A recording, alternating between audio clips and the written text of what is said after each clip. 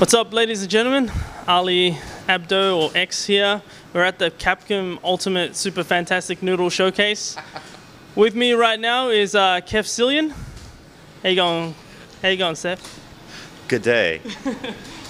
For those who don't know who you actually are, which is, I don't know who, you shouldn't be watching this if you don't.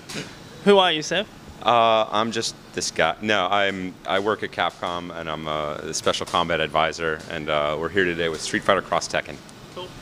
All right, well, let's get straight down to business, all right? None of this fluff stuff. Come on. This tournament DLC that's supposed to come out soon after release, what can we expect from it? Why can tournament organizers be happy that it's coming out?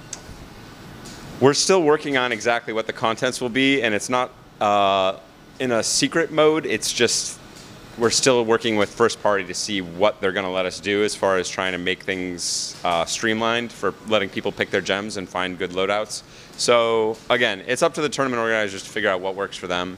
I know some people have talked about no gems. I know after you've been playing with some of the gems today, it's more, that seems a little less realistic just because you're like, but the gems are fun. Like, but as soon as we hear back from first party about what's going to actually be possible in the tournament patch, I want to make sure people get the full news as soon as we can give it to them.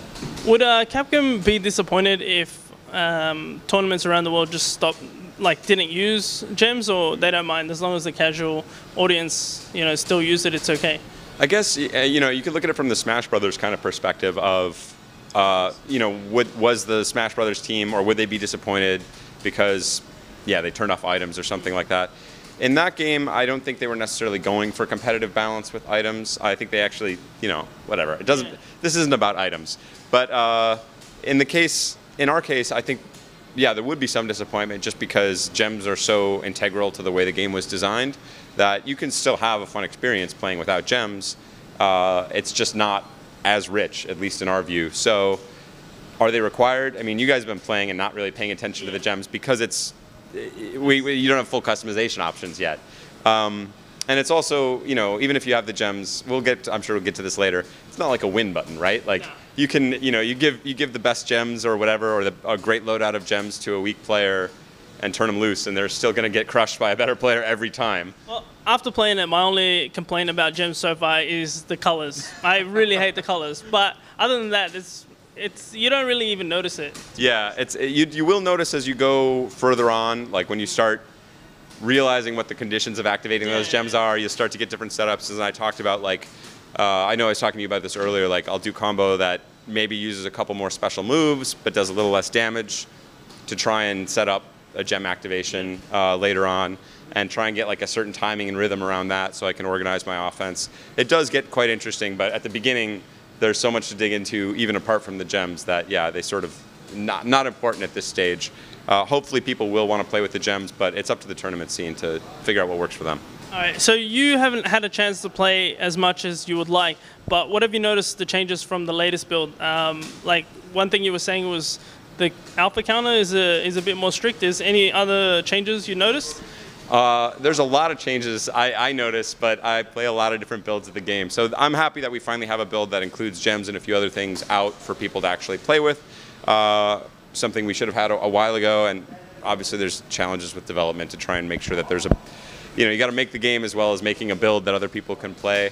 But yeah, that's probably the biggest change I've noticed from the most recent pre-alpha build or pre-gold master build to the build we're playing here today. Is the alpha counters now have moved away from, it used to be fairly easy input. You could do it at sort of alpha counter time. You could be in the middle of your block stun, input the counter, it would come out. It wouldn't always hit, but it also used to be everybody's launcher. Now it's a special move keyed to each individual character, and it's much closer to almost a parry kind of timing, where you basically have to be inputting the motion almost instant. Yeah, it's basically you have to predict the opponent's move. We were trying to do it on reaction, and it's very, very difficult. Well, we'll try to get some footage of it later for you guys to check it out. Mirror matches. Now with gems and stuff like that, do you think mirror matches are going to be a little bit different? Do you mind it being different, or do you like the old school where a mirror match was just that, a mirror match? It came down to skill of the player. Well, I mean, I think it'll still definitely come down to skill of the player, no question. But yeah, I'm very old school in that approach. Like, I love mirror matches. My dream Street Fighter game when I was maybe like 25 was just Ryu versus Ryu. That's all it was, like just an epic version of Ryu, and that's the whole, there was no character select at all. So maybe that's too far. I think mirror matches with characters that have fireballs tend to be a lot more interesting than like Honda mirror match or something like that. That's not always the best mirror match. So it depends. But I'm actually quite looking forward to the little variations on the mirror match where, whether you're going to try and pick around your opponent's play style or pick something that suits you personally, it'll be an interesting way for people to shake it up a little bit with the gem variation. Are we ever going to see customization? Like right now, Capcom started to do color customization and stuff. Are we ever going to see the point where, say, if I'm using a Kuma, I can choose to have a normal tattoo, or I can have, the tattoo from the EX series that goes straight up, or, a normal EX Shoryuken or a Shoryuken like Sakura's that moves forward. Will we ever see, customization like that in the future? Like actual move customization and things like that. That is something that we have thought about before, of course. This is sort of dipping the toe in the water of customization, whereas gems, they obviously do have an impact on gameplay, but again, it's sort of relatively light. Once you can start adjusting move properties, that gets into deeper territory very quickly, as you well understand. It's certainly something we've thought about, but going there's a fine line between that and Mugen. So you want to make sure you've still built a core experience and harnessed all the knowledge and talent at Capcom to make a great product. That's part of why people buy a Capcom product rather than just always making their own. So we want to make sure we have that, but it's something we definitely have thought about. Now, we see games like Persona 4 Arena and Tekken Tag and other games still getting arcade releases. Is Capcom slowly moving away from it? Are we going to see any more arcade releases from Capcom? And I know we probably won't see an arcade release for Street Fighter Cross Tekken, but is there a Capcom game coming out for arcade lovers? As far as fighting games go, we'll see how the market develops. So I'm actually not very in touch with the Japanese arcade division anymore. Back when they had a US part of the division, I knew some of those guys. I still talk to some of those guys, but as far as our plans for arcades go, I only mostly know what's happening on the fighting game front. And yeah, right now, these games aren't planned for arcade releases. So I do think it's critical even to help both the arcade. I mean, I know you guys have a great independent arcade scene here in Australia, and a lot of people in the US as well that I know are depending on these games that are good friends of mine. So I'm hoping that that's part of the future plans. Maybe it's arcades will find ways to integrate consoles. Maybe we'll find ways to get some of our games back into arcades. The arcade business is just, I don't know what the details of the arcade business are right now, so hopefully some good news there, but it's close to Ono-san's heart. I don't have any control over this one, but it's close to my heart as well. All right, what about for the hardcore players out there that are kind of like shunning Street Fighter Cross Tekken because of its friendliness? Are we going to see another hardcore game sort of like, Third Strike or anything like that? Please say Capcom versus SNK3. Well, so I guess my challenge to anybody like that is, one, as I said to you, like, do I know if this game's going to become a tournament staple or anything like that? No. I think it's a fun game. Well, I think it actually will be. Personally, if I had to bet, I think it actually will be. But my challenge to any of those guys is try this game, rent it, whatever you have to do.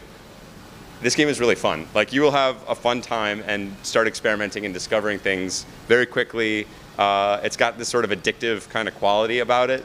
I said earlier it's sort of like Marvel for Street Fighter players. But as far as like hardcore guys who are shunning some of the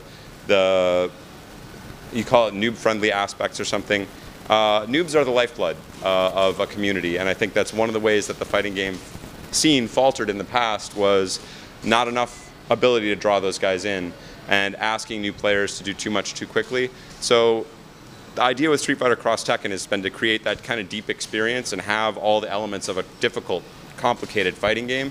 But to me, the most interesting parts of a fighting game are not, boy, that move is really hard to do. Like, that's the stupid part of a fighting game, right? The fact that these moves are sometimes really hard to do. The interesting parts is the strategy and the fact that I predicted exactly what you're going to do, or baited you into something else, or you thought, that's where fighting games really shine and are at their best, and letting people express their personality through that. So the thing I think people worry about is that we're doing, we're not trying to dumb anything down. We're trying to remove barriers to entry to new players. So should a super move be double fireball on all 3 punches?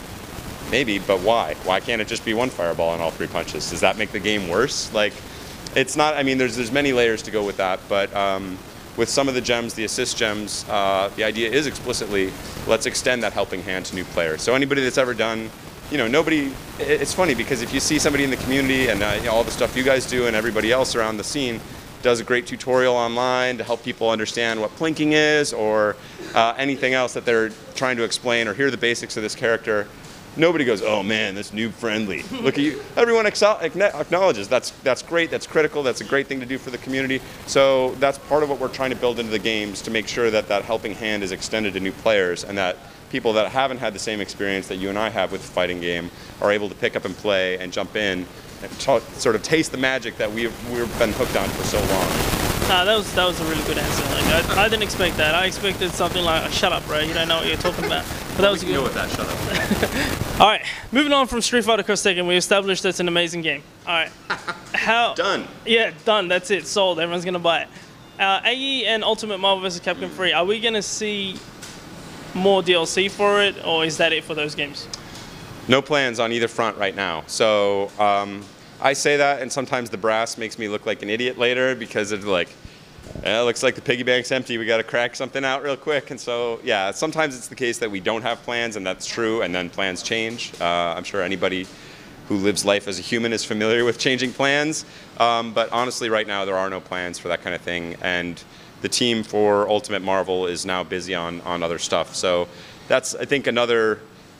I don't know if people actually think through this because it's not that they're stupid. I think they just haven't maybe thought through it. But we have fighting game teams and teams that are talented on fighting games. But if they're not actively engaged in making a fighting game, they don't just sit there like, just waiting for like the bat signal to go on and be like, ooh, new fighting game. Let's get back to work, guys. It's not like the elves at the North Pole or something like that, just waiting for Christmas time. That's what I expected. Yeah, yeah. No, these guys are full-time professionals that work on other stuff. So if you're not actively in the development of one of these products, these guys are assigned to other projects. So that's how it goes. So right now, when I say there's no plans for it, the team that would be putting it together are currently working on other things. So that possibility, it's never off the table, but it's fairly distant at this point. If they do plan DLC, who do I need to speak to make sure Asura from Asura's Wrath makes it into Marvel? Because that guy, it's like Akuma and Goro had a baby, basically. That's what it is. Yeah, and they had it in the country, he was born in Godhand Land or something like that, yeah. If you guys haven't seen it, seriously, Google Asura's Wrath. That guy is like the most badass character I've ever seen. He is epically incredible, and hopefully you met today Masayama-san, one of the guys who worked on the game. Yeah, but they don't speak English, so it's a little bit hard. But he's quite mental as well. He's got more than a little bit of the Asura flair in him, a little personal personality. But yeah, I'm sold already. There's a lot of, I think there'll be, after the game comes out, hopefully there'll be a lot of Asura fans. Yeah, he's perfect. All right. There's a rumor going around that if you want to work for Capcom, you have to have a beard and glasses. How true is this? Oh man, I remember when they're recruiting. So they're still pulling in some guys, I guess, for Germany and France, who look nothing like me. So hopefully to dispel this rumor soon, because I was like, really, Dogtanian? So I knew he'd applied, and I was like, I got to admit, this guy's pretty good. He's a nice guy. He knows what he's talking about. He's a good player. Blah blah blah. European Seth. That's who it is. I know. I remember someone had told me that I looked a lot like this guy, and I remember meeting him over at Super Versus Battle. Do you ever wonder maybe you have like a love child out there? It could be him. I would have had to be active quite early, I think, to have had Dogtanian as a love child, but. Maybe. I don't know. I'm kind of a pimp, so yeah, maybe a 4-year-old pimp action. Nice. Yeah. All right. Is there going to be more events like this for Australia? Because I know you guys have been doing it, heaps around the world, especially in Europe and America. Are we going to see more like this in Australia? Yeah, for us it's always easier, obviously, to function in places where we already have sort of a home base, whether that be in San Francisco. I'm always understandably getting complaints like, oh, you came to Atlanta once, or Chicago once, but you do most of your events around San Francisco or Los Angeles. Obviously, that's easier for us because we're based there. Australia, as I've now learned the hard way, is a long way. From other parts, but I've had a completely fantastic time here. Everyone has been very gracious. The country's extremely beautiful. The fighting scene here is very strong. So we're going to find ways to be over here and be more active as often as possible. So schedule is always tough, but it's been fantastic. Everyone's taken really great care of us. Excellent. Do you have any exclusive news for us? Anything for us Australians? Probably, but I don't know. I'd probably get in trouble for it if I thought of it. I don't even think of like what's exclusive news. That's your job to come and grill me. Did you hear that, guys? Capcom hates Australia. Yes, that straight from Seth. True. Yeah, Australia, thumbs down. Even though I just got finished complimenting Australia, now the thumb goes down. Do your best over the course of the evening to squeeze something out of me. I'm sure I'll slip. All right, I got this. Physical. I'm gonna like put him in a headlock, see what happens, see what comes out. All right. Fighting games were huge back in the day, right? What are you guys doing to make sure that it doesn't disappear like it did again? Or not totally disappear, right, but go underground like it did again? Yeah, I think that a lot of that answer goes right back to the question that you were talking about before, where some of the core guys are worried about features in a game that look like they're designed for new players. They are designed for new players. Do I think they impact the integrity of the core game and the experience that an excellent player can have? No, I think it's possible to do both, and that's our objective. So we might not get it right exactly on all fronts, or we might not get it right the first time, but that's something that I'm very committed to. Ono-san shares that vision of trying to make sure that we find a way to bring in new players and let them understand the experience of a fighting game.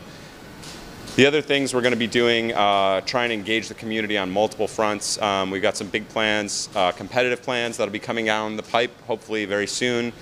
This year, 2012, is actually the 25th anniversary of Street Fighter.